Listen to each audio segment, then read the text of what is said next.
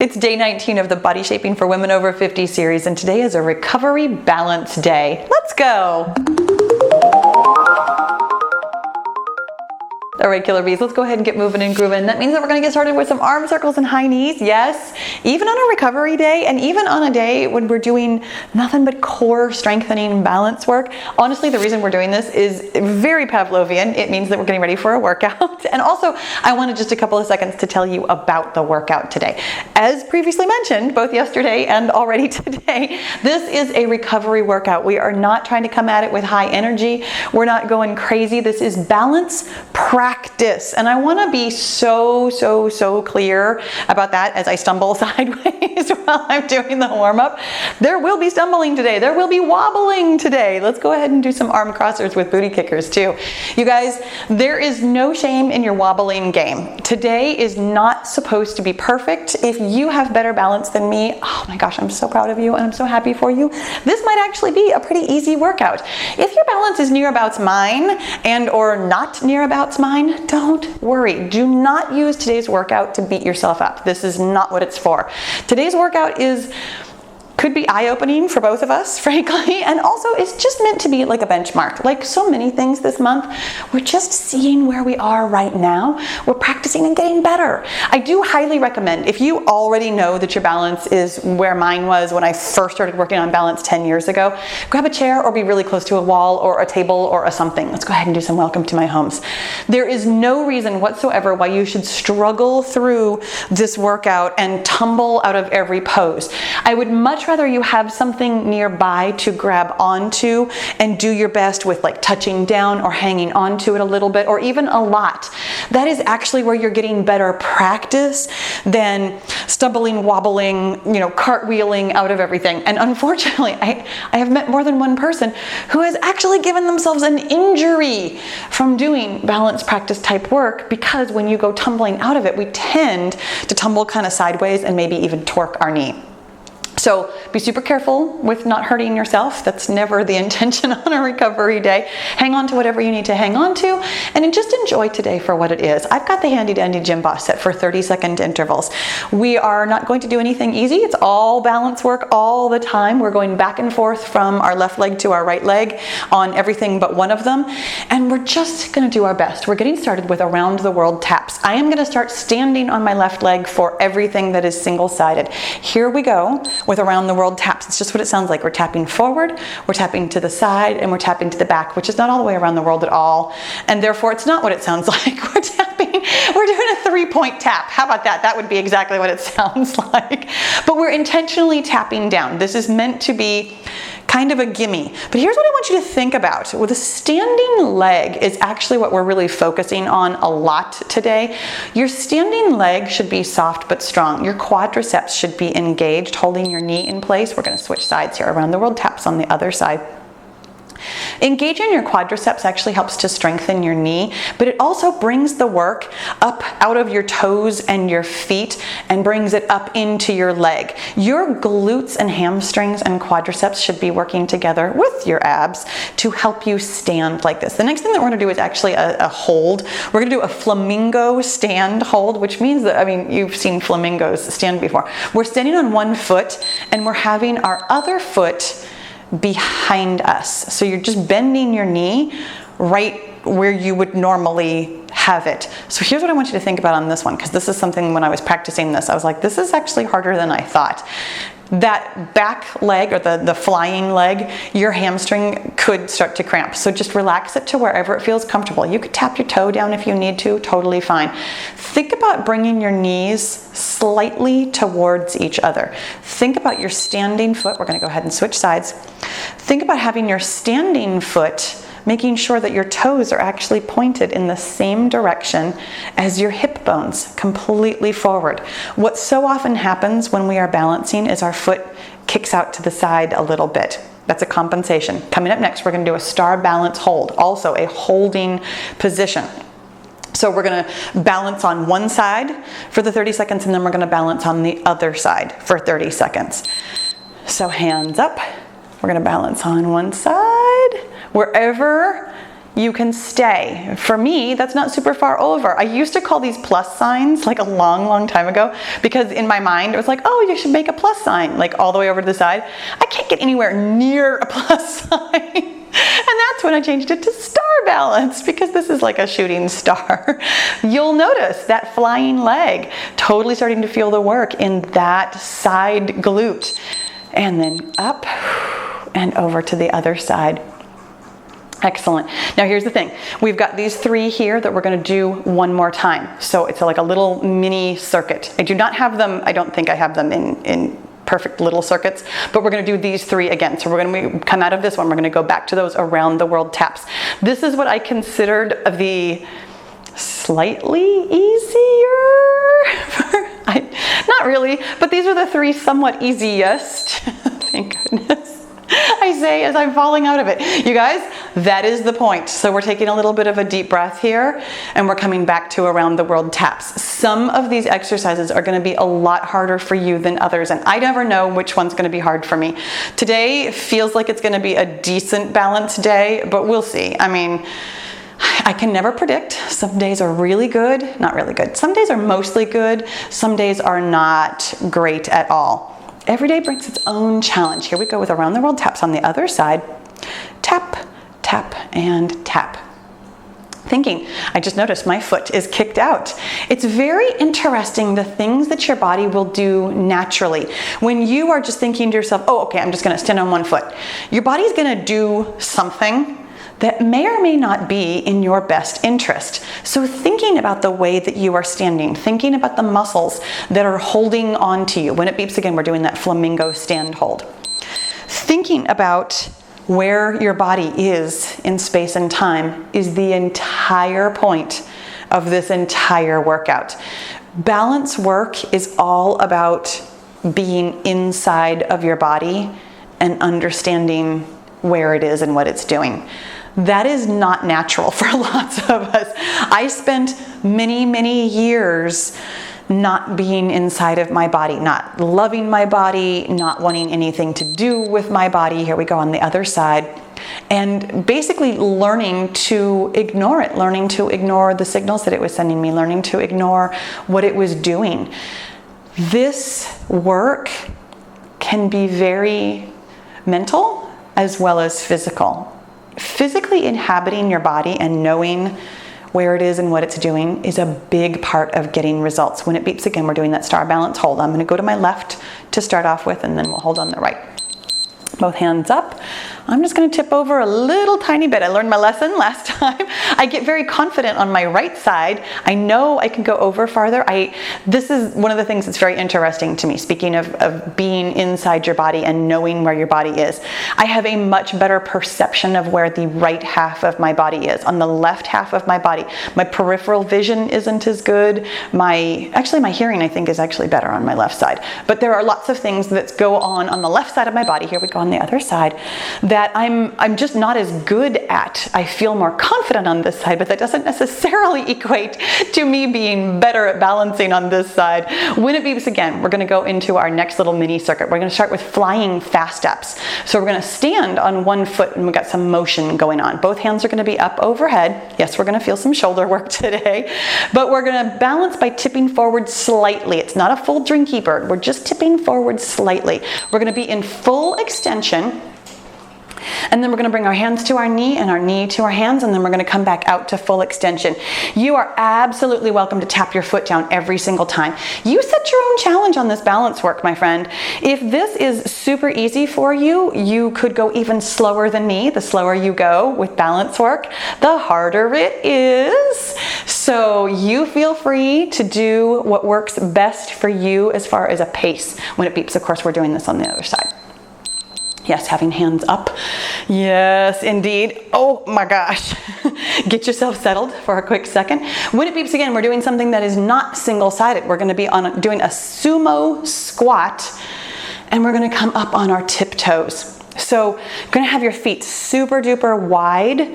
We're gonna come up on your tiptoes and go down into a bit of a squat while staying on your tiptoes the whole time if you can.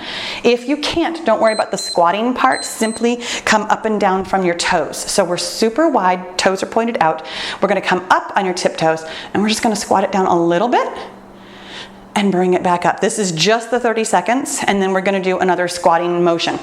Coming up next is pistol squats, and I'm telling you that name just in case you're significantly better at them than I am. I am not good at pistol squats.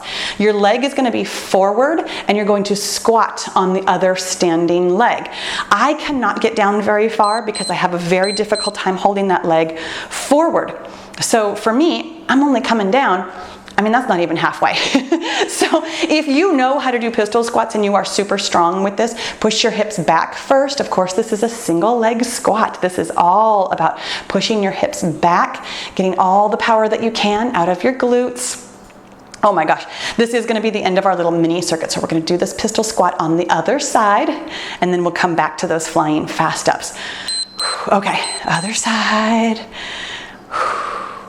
This is the middle of our mini circuits, and these are the squatting motions. This is not easy stuff. It's not supposed to be. This is what happens when we start doing balance work. It gets tough, and there's a lot of ways to make it tougher. When it beeps again, we're coming back to those flying fast ups, which is gonna feel a little bit, to me, easier than these pistol squats.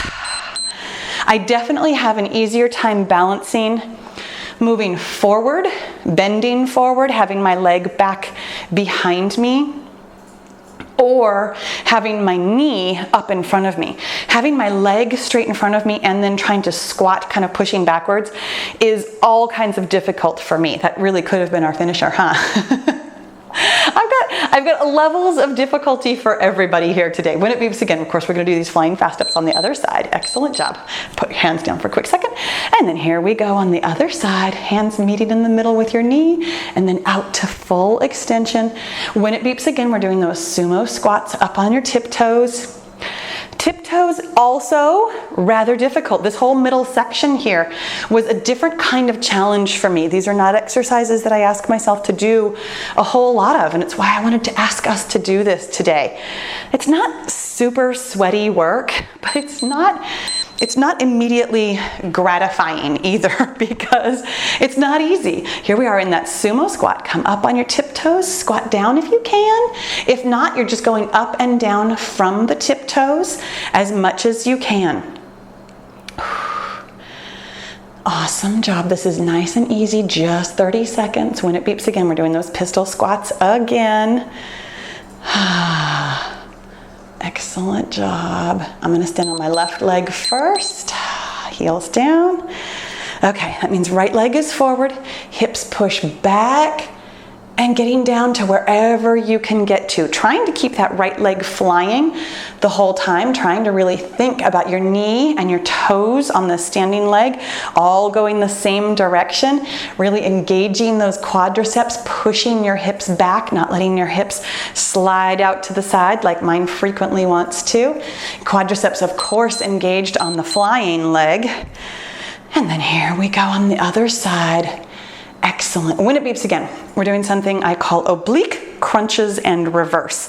So we just did oblique crunches yesterday. You're gonna have your hands up on your shoulders. You're gonna bring okay, for example, I'm gonna be standing on my left leg.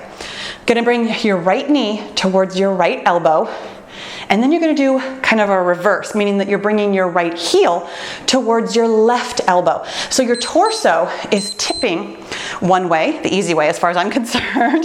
And then if you need to tap down, but you don't have to. And then we're tipping the other direction. So right knee to right elbow, and then left elbow to right heel, more or less, which of course you're not even, I'm not nowhere close. You might be more flexible than I am. You might be able to get a little bit closer than I'm getting. I noticed that my balance stance, definitely trying to kick out to the side, making sure your toes pointed forward. Here we go on the other side. Oh, golly. Coming up next, we're gonna do a reach low into a high knee. So I'm gonna stand on my left leg. Right leg is gonna be flying. I'm just gonna have my foot kind of up off the ground, wherever feels comfortable to you. You're gonna reach your opposite hand, your right hand, down towards your left foot, and then we're gonna stand up from that. It's basically a single leg squat, a little bit more squatting, and then we're gonna come up from that into that high knee. So you're standing on the same foot the whole time. So you're coming down, reaching down low, and then coming up and bringing your high knee up. So your right leg, the flying leg, just rolls back behind you a little bit while we're reaching down. A bit of a sprinter's move here, if you want to think about it like that. When it beeps, of course, we are doing this exact same thing on the other side. Really thinking about good squat form. Hip pushes back, not out to the side. Standing leg is soft but strong. And then coming up into that high knee, reaching down low, low, low, wherever you can get to. If that means that you can reach your knee or your thigh, that's totally fine. Do not tumble over in an effort to reach the ground. When it beeps again, we are actually gonna finish up where we started. We're gonna do around the world kicks rather than taps, which means for me, I'm gonna stand on my left leg. You're gonna kick forward, hopefully no tapping down if you can avoid it. Kick out to the side and then kick to the rear. This is our little mini circuit here at the end. Definitely got tougher as we went. That first mini circuit, you're like, that was kind of fun. This one, a little bit tougher. When it beeps, we're gonna do this exact same thing on the other side. Forward kick, side kick, rear kick. Awesome job. Trying to keep your hands close to your body if you can. That is next level stuff. If you need to have your hands out, totally okay. If you need something to hang on to, totally okay. There are so many levels of ways that you can challenge yourself with your balance. The closer your hands are to your body, the harder it is. I have just recently been capable of having hands on my hips when we do these around the world kicks, and I'm kind of excited about it, which is why I mention it. When it beeps again, oblique crunch and reverse. I'm just standing on my left leg first, right knee to right elbow, and then right heel to left elbow. So crunching to the right, and then crunching, nope, tapping down, crunching to the left. You guys, making sure that you're breathing, you're pulling in your core, you're still concentrating. I'm gonna move a little bit slower and really think about what I'm doing here, finding something to stare at. And here we go on the other side. This is our last time with these oblique crunch and reverse. Awesome job. When it beeps, we're gonna do that reach low with a high knee. It's a single leg squat. I know, lots of squatting today.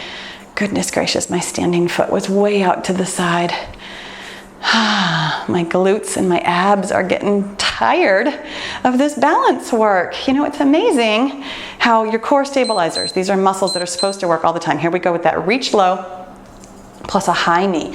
So your right leg is just flying behind you, and then it comes flying in front of you, reaching wherever you can reach to. If you cannot get all the way down, reach to where you can. It's always, always, always about doing something that you can feel really confident about. Maybe not really confident. I don't feel really confident about this, but I feel confident enough that I'm going to go for it. Not so much that I know for sure I'm going to be able to do it. Other side. Reach low. Awesome. And high knee. Sorry, I'm giggling already because I was just looking at the whiteboard and I was like, oh, okay, coming up next, we're doing those around the world kicks, and I know what that is. And then I'm not even going to try and surprise you with this because no surprises. So we do have a finisher today. I mean, like, after all of this work, none of it was easy at all, and yet I still planned a finisher for us. So here we go with around the world kicks, and I'm gonna start telling you about it now, even while we're doing around the world kicks, because the reason I'm laughing, they are complicated drinky birds. What that means is that we're gonna do drinky birds, but of course we're gonna have our hands involved too. So as we are coming up from the drinky bird, like, we're going to start with our hands up overhead and our high knee in front of us. Then as we come down into a drinky bird, we're going to be swinging our hands. So here we go on the other side with these around the world kicks first. Excuse me. As we come down into the drinky bird, we're actually going to swing our hands down underneath us and up as far as you can get. So if you can get your hands all the way down and around you so that your palms are like facing the ceiling again, that's what we're going to try and do. It's the swinging hands that really throws us off. That's why it's difficult. We are only doing one interval on each side. It really is a finisher. So standing on my left leg, for example, hands up, high knee. As we come down into the drinky bird, we're swinging our hands. Yup, that's what I thought it was going to feel like, all the way up. And then we come up from the drinky bird and up high knee.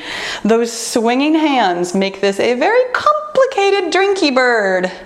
But thinking about using your best form as much as possible. This is exactly why there was only one interval on each side, because I knew it was going to feel exactly like this. Hands up, high knee, all the way down into that drinky bird. High hands to the rear. Excellent job. This is slightly easier on this side for me.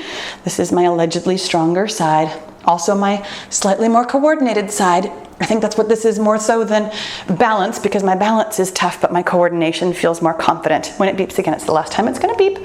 We're going to do a little bitty cool down while we talk about how to prepare for tomorrow. Oh my gosh, you guys. Okay. I mean, that was nice recovery, right? That was really good balance work. Let's just do a couple of little arm circles here. Kind of like the warm up. Really don't need to cool down much. I mean, I did get sweaty, but not like crazy sweat. Not like tomorrow. Tomorrow is actually still a moderate day. We're doing cardio toning tomorrow. We're going to have our lightest dumbbells. It's a nice moderate day, but at this point, cardio toning is one of those moderates that's right at the edge of not being moderate. So whatever notes you have taken over the past 2 weeks, think about how you need to fuel for that. It's still a moderate workout, but if you need a little extra energy to make sure that you've got enough for a cardio toning day, then that's what you should do today. I'm going to eat my baseline. I'm going to think about making sure that I'm ready for tomorrow, thinking about making sure that I'm ready to moderate tomorrow. Go ahead and open up.